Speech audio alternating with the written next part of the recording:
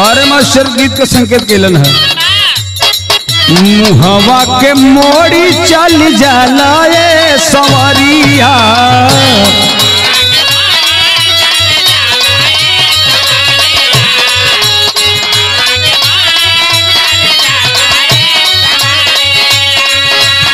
बजे सजियाल करेला नौकरिया,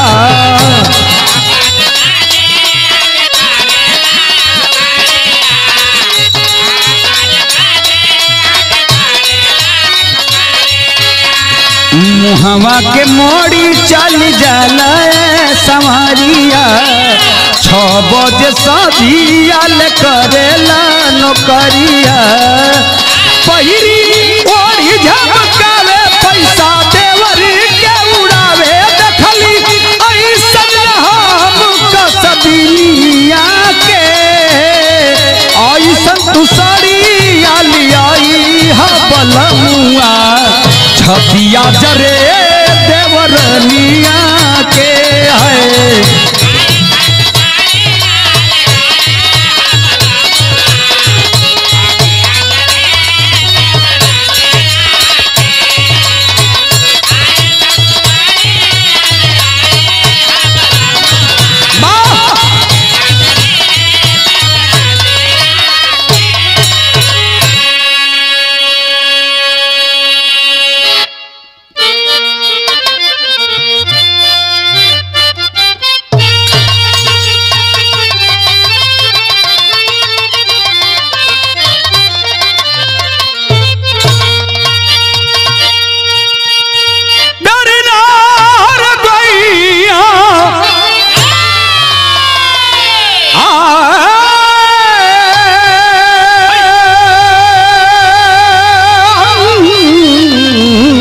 हो राम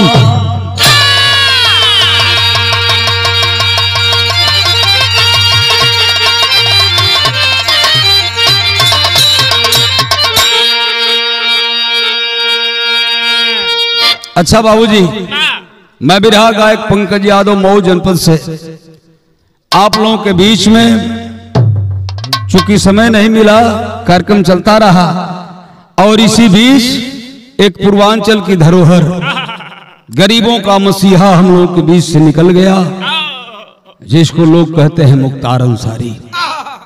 आज ये मैं बिरहा गाने जा रहा हूं। आरभी म्यूजिक स्टूडियो हमारे कंपनी के मालिक हैं, हमारे अनुज, हमारे भाई सोनू शर्मा जी के देखरेख में कैसेट जा रही है।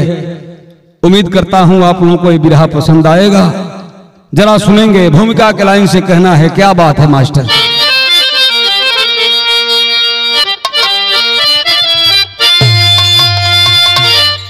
क्या पता था कि खेला बिगड़ जाएगा, नम आँखों से जाता दिखा है सितारा, आज जन्नत में परवाना कह ही गया, देख जाएगा कोई नयब है भी दोबारा, चाहे क्रिकेट हो चाहे राजनीति हो, हर जगह मिल रहा था और जब वो सितारा, कभी श्याम लाल जाने वाला न रुकता, मौत को वो दावत दे के गया है जो तारा।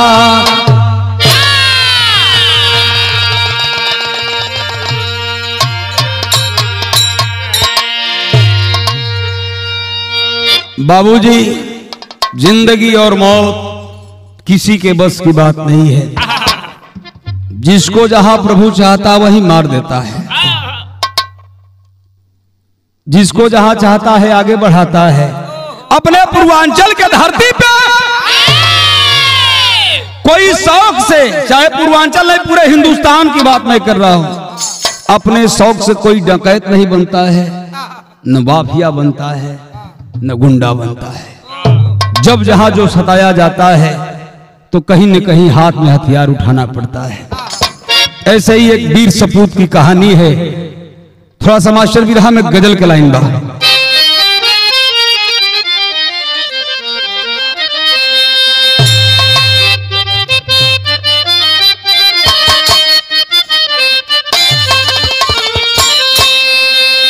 लिखने वाले ने लिखा है कि सनहिया लगावल बहुत बात नहीं थे, नजरिया चुरावल बहुत बात होला।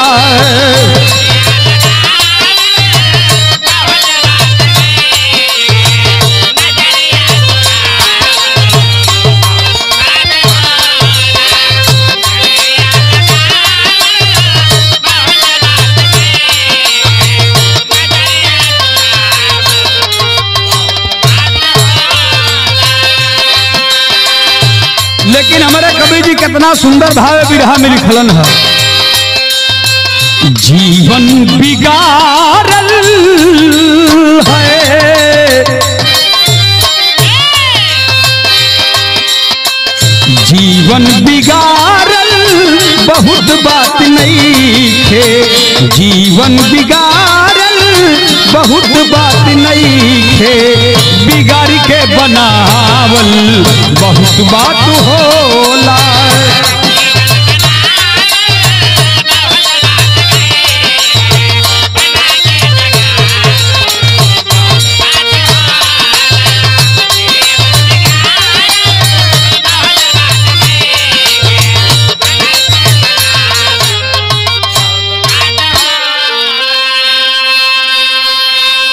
लेकिन बाबू उस वीर पूर्वांचल का वीर सपूत है, एक गरीब का लड़का जो अपने झोपड़ी में पैदा होता है, वाह, जिसका नाम लोगों ने बताया मुख्तार अंसारी।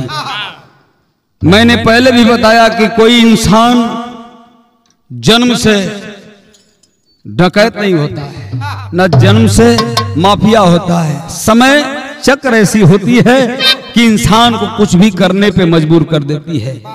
थोड़ा सा बिरहा पे आप लोग गौर करेंगे, यहीं से बिरहा की शुरुआत है। कहानी कहाँ की है, कैसी कहानी है, माशाअल्लाह, वो शुरुआत हो गई।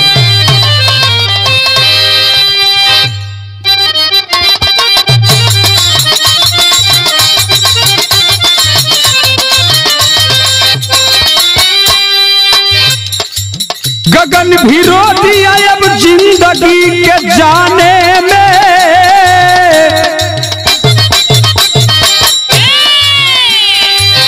गगन भी रो दिया अब जिंदगी के जाने में, आंखें नम हुई वो यार थी सजाने में।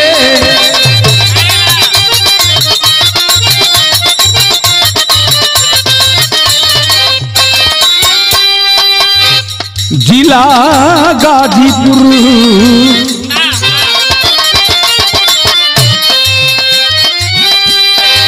जिला गाजीपुर जो यूपी का रखवाला है, मुहम्मदाबाद तहसील उसका जनपद निराला है। सुहावन अंसारी जो परिवार के एक नामी है, गोदी में तेन बेटा तीनों इंतजामी है। शिवगतुल्ला अफजल साथ भाई मुख्तार रहे, गरीब मजलूमों के हरदम रहते साथी रहे।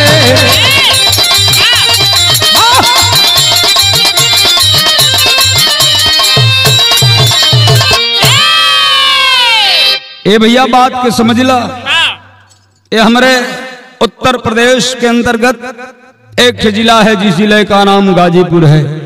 गाजीपुर जिला को पूरे भारत नहीं विश्व में जिसका नाम विख्यात है, उसी जिला में एक गरीब परिवार है, सुबहान अंसारी। सुबहान अंसारी के 3 बेटवा, मालिक के कृपा से 3 बेटवा भइलन, सिवगतुल्ला, अफजाल, मुख्तार। अंसारी परिवार से ये लोग बिलोंग करते हैं। गरीबी चरम सीमा पे बा, मेहनत मजदूरी करत हुवन, घर परिवार का पालन पोषण करत हुवन, बच्चन का पालन पोषण करत हुवन। लेकिन बाबू जब समय का चक्र घूमल हो तो ही सामंती लोग उस परिवार को प्रताड़ित करने लगे, और जब प्रताड़ित करने लगे धीरे धीरे समय बीतने लगा, आए दिन उस परिवार पे अत्याचार होने लगा।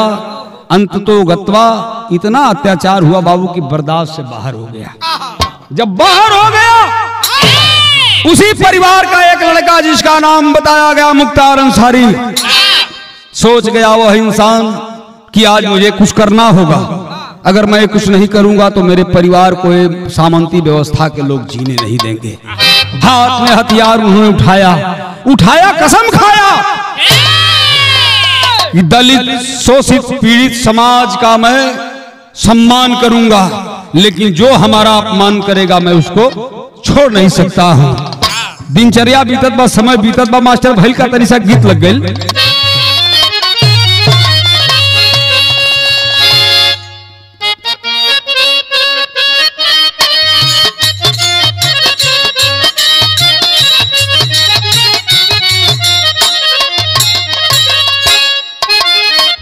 गीत का वह लाइन बा जो ने हमारे पिताजी बनारस कांड में गौले रहल, कहली किए बनरी कूद जा जमुनावा, रे कूद जा जमुनावा में मन लाना कहाना मार।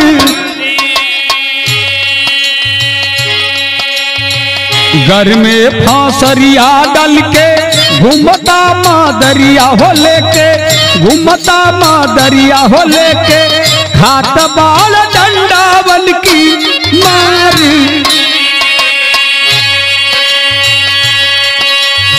मारे मुख्तार अंसारी पढ़ाई के पीरियड में विद्यालय में भी अपमान होता था, हर जगह अपमान होता था। छात्र का जीवन है, कर क्या रहे हैं मुख्तार अंसारी? छात्र जीवन बीतल,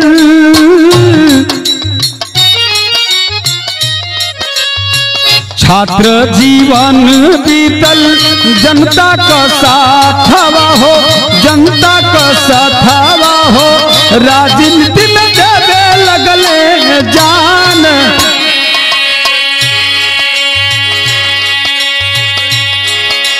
कई लड़कों से, अपने छात्र संगतियों से मार पिटाई होती थी, तड़पाए जाते थे, मारते थे, मराते थे, संघर्ष हो रहा है। लेकिन दिमाग घुमा मुख्तार अंसारी का कि नहीं, मुझे राजनीति भी करना होगा, अगर राजनीति में जाऊंगा तभी हमारे जो भी तपे गरीब शोषित पीड़ित है इनका सम्मान बचेगा। हुआ क्या?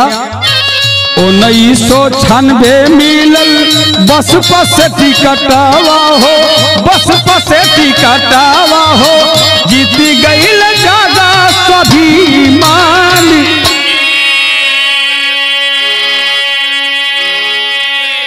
बाबू राजनीति के सफर में कूद गए, मेहनत करते रहे, मेहनत करते रहे। एक बार नजर पड़ी बहुजन समाज पार्टी की, हम लोगों की अध्यक्ष माननीय बहन मायावती जी की नजर पड़ी मुख्तार अंसारी पे।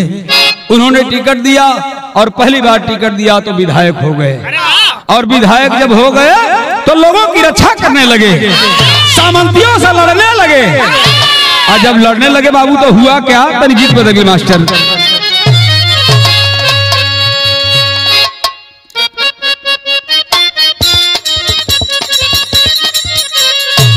वह गीत बा, कुआना से अली पनियारी,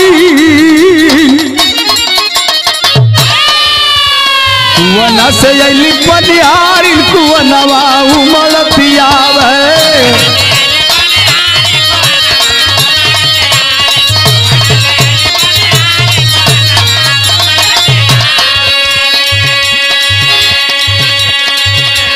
आज कारवां चलने लगा हमारे मुख्तार अंसारी का। हुआ क्या? विधानसभा गईले मुख्तार हो,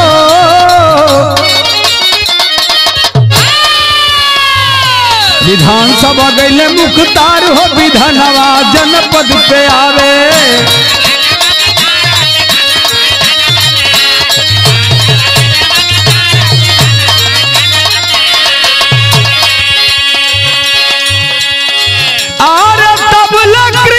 कृष्णानंद वाला भैले घटनवा, अरे वही में फसाया दिहले टूटल सपनवा।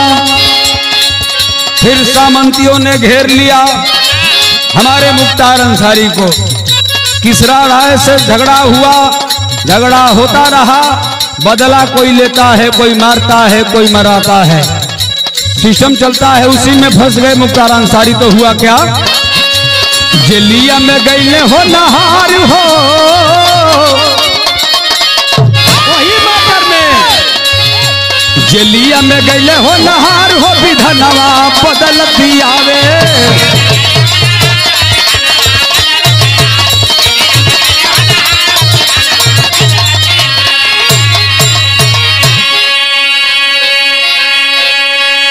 आपसी मतभेद हुआ कृष्णा राय से, समय बीतने लगा। मुख्तार अंसारी पे मुकदमा, उसके पहले भी बहुत मुकदमे थे जो क्रॉस हो गए, कहीं न कहीं खत्म हो गए। लेकिन जब कृष्णा राय से मुकदमा चला तो उसमें इनको जेल जाना पड़ा। और जब जेल गए ना बाबू, तब भैल का तनी बीरस के गीत लग गए।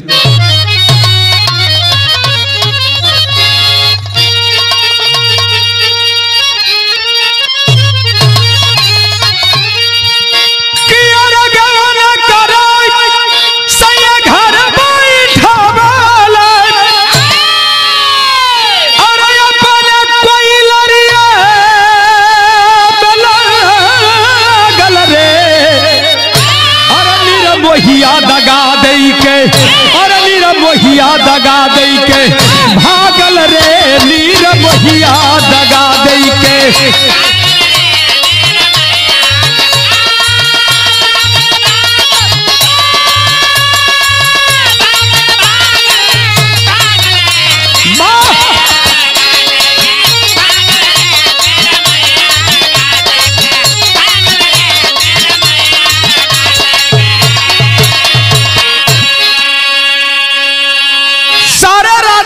जो भी पार्टियां हैं, चाहे राष्ट्रीय हो चाहे प्रदेश स्तर की हो, सबकी नजर घूम गई किस पे, मुख्तार अंसारी पे घूम गई।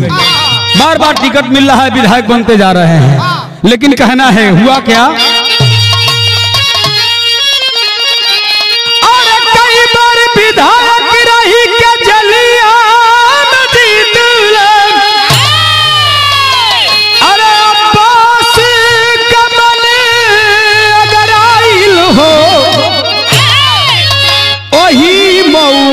विधायक मुख्तार अंसारी के बेटा, अरे वही मऊ का विधायक बन के आयल हो, वही मऊ का विधायक बन के।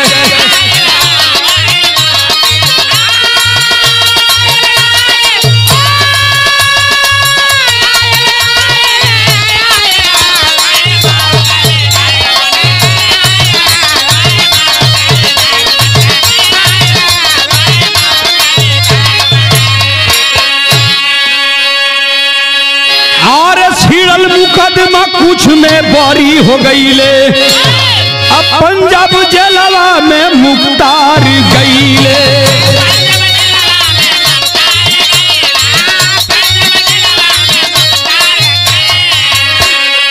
यह हकीकत है, जो गरीबों की लड़ाई लड़ता है, जो मजलूमों की लड़ाई लड़ता है, उसको कहीं न कहीं कुछ न कुछ झेलना पड़ता है, सहना पड़ता है। मुख्तार अंसारी के बेटा अब्बास अंसारी विधायक बने मऊ जनपद से, आज ही उस सीट पे कायम है और लोगों की सेवा कर रहे हैं। लेकिन अत्याचारियों को ये बाज नहीं आया, फिर उनको जेल जाना पड़ा। मुख्तार अंसारी को कहना पड़ा क्या, और यूपी सरकार का है पुष्पी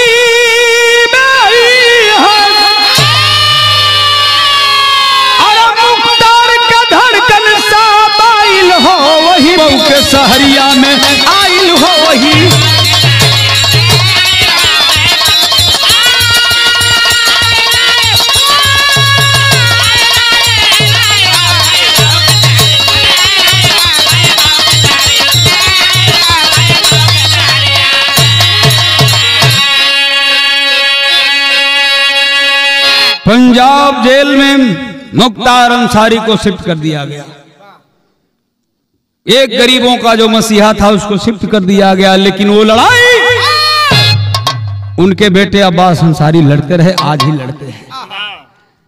मैं किसी पार्टी का नाम नहीं ले रहा हूं, लेकिन वाकई में लोग कहते हैं, बहुत लोग कहते हैं मुख्तार अंसारी गरीबों का मसीहा था। हुआ क्या मास्टर टेरी के भाव में,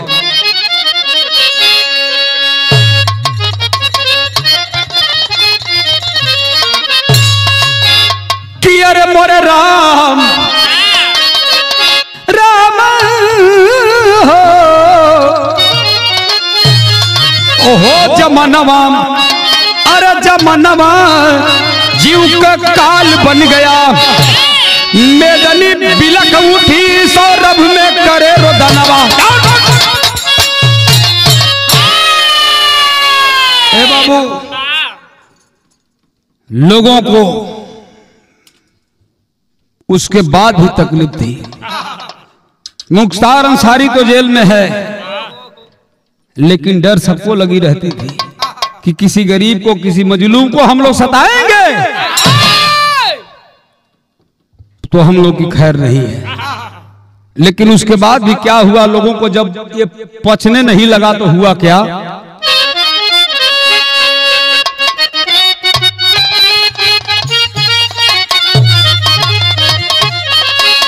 अरे पंजाब फोर्स लेके बांद्रा रवाना भइले, अरे धड़कन समाई गईल मुख्तार की शरीरिया। विराट संक्षेप में गा रहा हूं, कोई बताना नहीं। मुख्तार अंसारी को पूरा भारत जानता है, पूरा उत्तर प्रदेश नहीं, पूरा भारत जानता है उन्होंने क्या क्या किया है। कहानी बहुत लंबी है, संक्षेप में लेके चल रहा हूं, आप लोग समझ जाएंगे। गरीबन का मसीहा बन के राजनीति में कूदी गईले, अफसोस में पड़ी गईली, अफसाना गुजरिया। पंजाब से मीडिया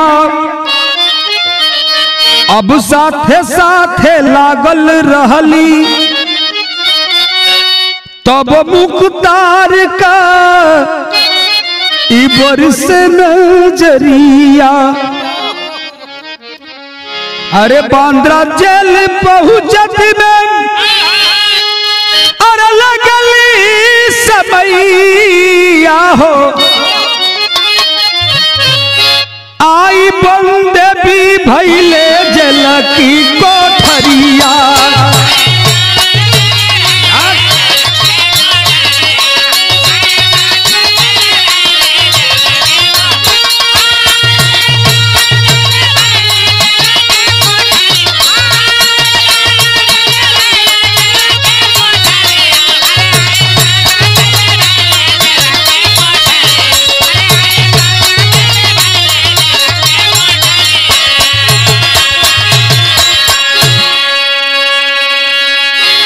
मऊ बनदेवी जो मां का दरबार है, बनदेवी पहुंचे, उसके बाद से जेल के कोठरी में फिर बंद कर दिए। फिर वह लाल दुलारा, इस पूर्वांचल का हीरा, कोहिनूर लोग कहते हैं जिनको मुख्तार अंसारी। मैंने तो आंखों से देखा है बाबू, उनके बेटे जो अब्बास अंसारी हैं, कहीं भी जाते थे, कहीं भी किसी गरीब को देखते थे, क्या हाल चाल है चाचा, क्या आपकी दशा है, अगर उनके पास है तो 10 रुपया की मदद जरूर करते थे। वह परिवार था। लेकिन जब जुर्म और जियासी से कोई इंसान लड़ता है तो उसको कुछ न कुछ तो त्याग करना ही पड़ता है। रामकरण कबीर जी। हुआ क्या मास्टर, तनी गीत के भाव बदल गए।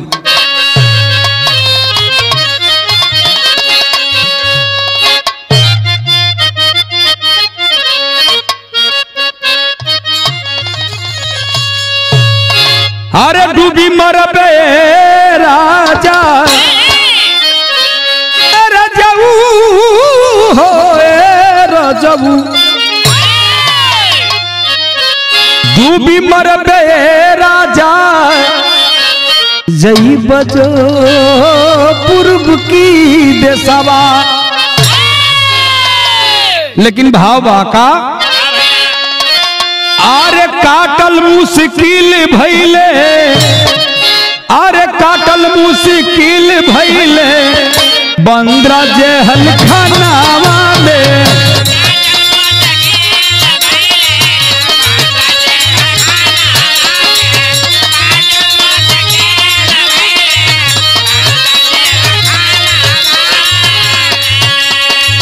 सबही अफसोस करे मुहम्मद भवानावा में, सबही अफसोस करे मुहम्मद भवानावा में। काटल मुश्किल भइले बाबू देहल खानावा में।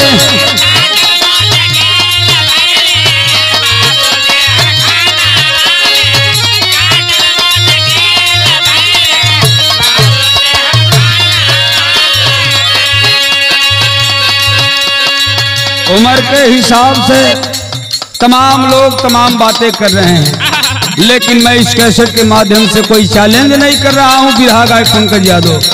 क्या उनके साथ हुआ क्या नहीं हुआ बाकी की बात बाद में। हुआ क्या, एक दिन बीमार पड़ले अइले हॉस्पिटल आवा हो।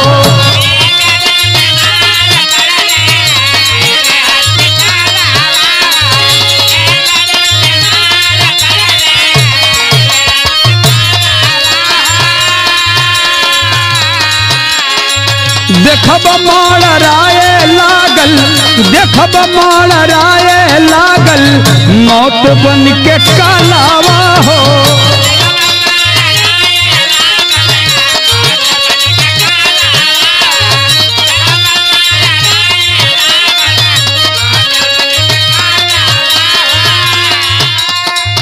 हार्ट का मरीज बनले देखब जेहल खानावा में। सबही अफसोस करे, सबही अफसोस करे मुहम्मद भवानावा में।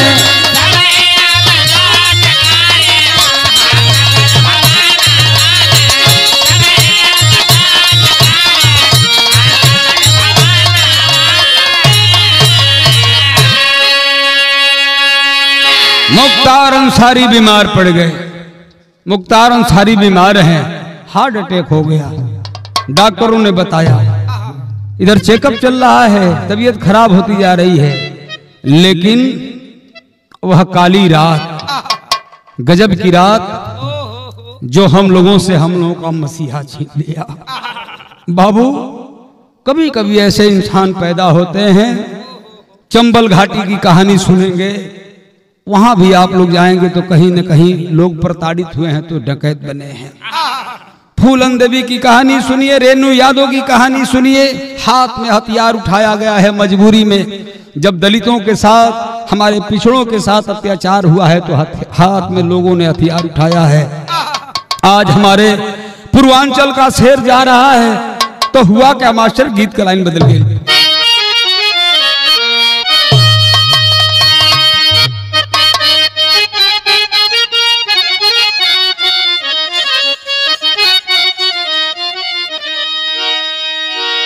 क्या बात है सिंहासन चचा और गुड्डू प्रधान जी, इस बात को जरा गौर करेंगे। क्या गीत है मास्टर? अरे हमनी के छोड़ी के नगरिया हो, कहवा जाइबू माई, तू ही ताहा मोरी महतरिया कैसे करी हम विदाई। दर्द होने लगा पूर्वांचल के लोगों के हृदय में, पीड़ा होने लगी कि आज हम लोग का मसीहा लग रहा है निकल जाएगा। हुआ क्या मास्टर? वही जलिया में छूटला पर लावानु हो, टूटल सब ही कयास, अरे हल्ला भइल सगारी जहानानु हो, छूटे सब ही का साथ।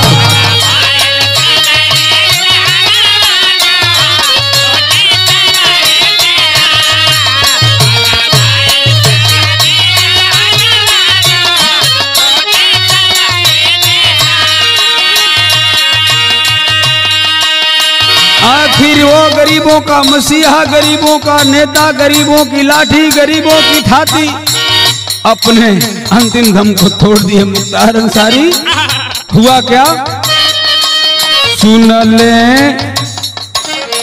ले सगरी लोग मुख तर मारी गईले,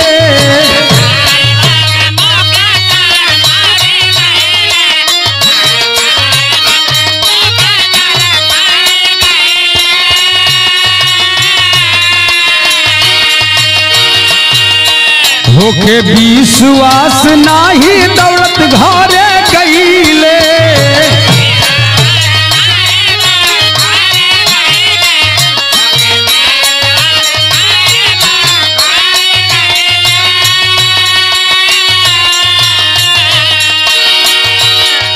मीडिया साबित कैलस बारनवा हो। सभी लोग टीवी टेलीविजन हाथ में रिमोट लेके बैठे हुए हैं कि आखिर मुख्तार अंसारी के साथ हुआ क्या हुआ। मीडिया ने साबित किया कि मुख्तार अंसारी इस पूर्वांचल का नेता, गरीबों की थाती दुनिया में नहीं रहे। हुआ क्या? मीडिया साबित कैलस बारनवा हो, मीडिया साबित कैलस मरनवा न हो, कहवा गईला पराई, रोवे मजदूर और किसनवा नु हो, भैया कब ले आई।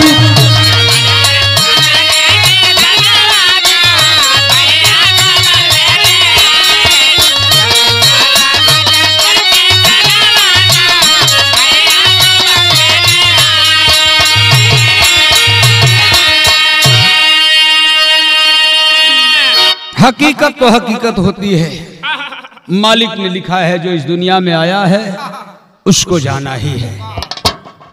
बहुत लोगों का इनकाउंटर हुआ, मारे गए, लेकिन बाहर मुख्तार अंसारी जी जेल में भी रहे, अपने लोगों की सेवा भी करते रहे, लेकिन मौत भी उनके पास आई तो किसी शासन प्रशासन के बस की बात नहीं रह गई, स्वेच्छा से इस दुनिया को छोड़ के चले गए। लेकिन आज गरीब रो रहे हैं, मजलूम रो रहे हैं कि हमारे मऊ की धरती, हमारे गाजीपुर की धरती आज मुख्तार अंसारी बिना वीरान है। एक जात के लोग नहीं, हर जात के लोग परेशान हैं। हुआ क्या मास्टर? आल्हा के लाइन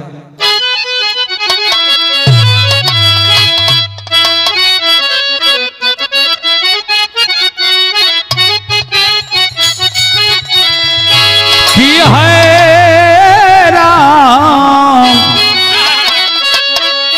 जैसे बयरिया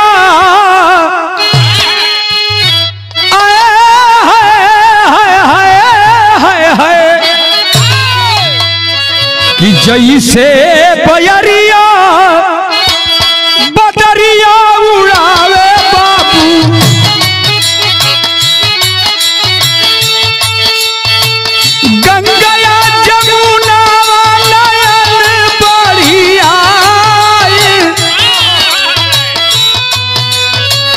अफजल अंसारी जी के साथ मार दिहले बाटे,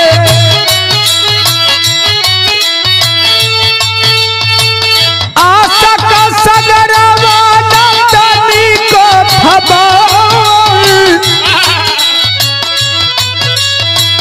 बाहरे मुख्तार तोहरे साथ कोई भइले सबही,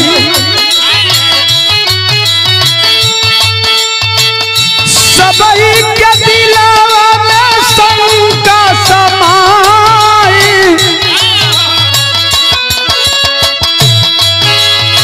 मऊ गाजीपुर में मचल हाहाकारवा पंचो,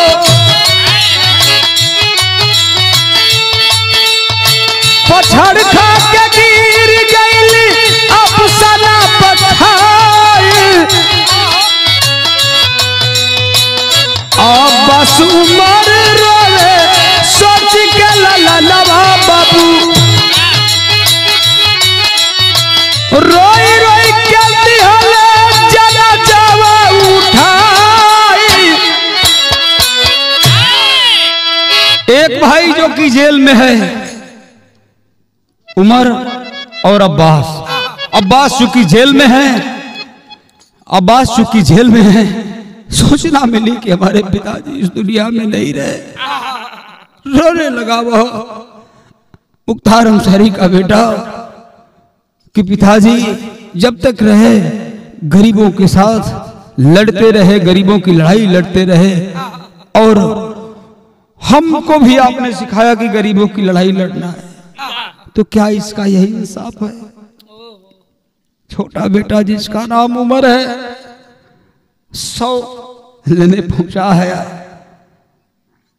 जा करके जनाजा को कंधा दिया, अंतिम विदाई हुई पिताजी की। लेकिन लास्ट लाइन में कवि को लिखना पड़ा उस इतिहास पुरुष के विषय में।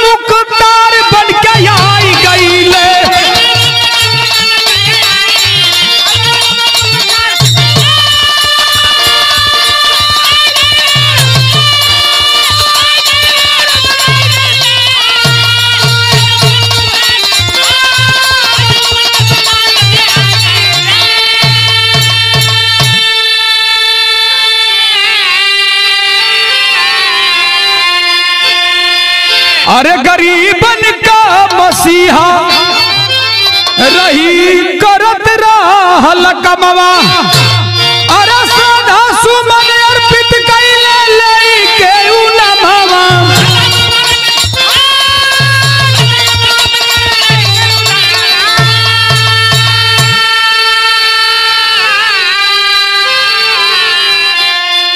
महामाया सदरी बीरनवरवाई दिहले, दयम्बर नमाई इतिहास में लिखाई गिहाल।